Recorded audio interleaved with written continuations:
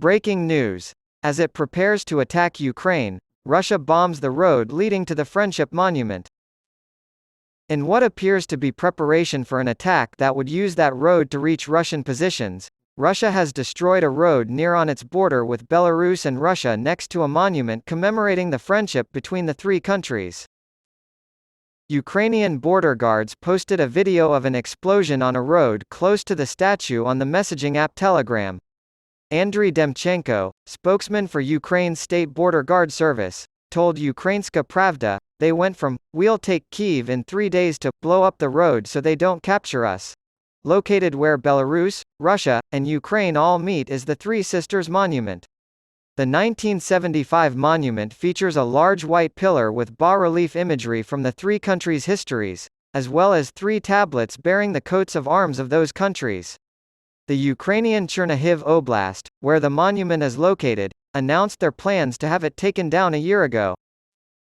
The monument, however, was not destroyed in the recent blast. Russia invaded Ukraine over 8 years ago, and the road was destroyed as part of a counteroffensive. Belgorod, a Russian border city, was taken last week by anti-Putin militias aligned with Kyiv.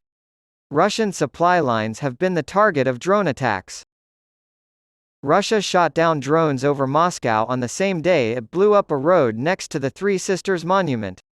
The drones carried out their attacks in the affluent outskirts of Moscow.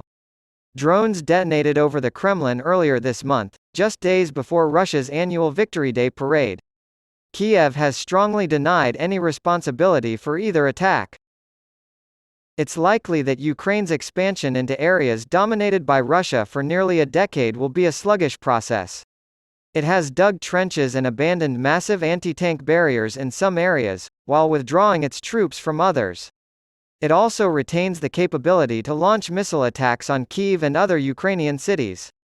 The weekend prior to the drone attacks on Moscow, Russian missile systems had been continuously bombarding the Ukrainian capital. However, a counterattack is on the horizon.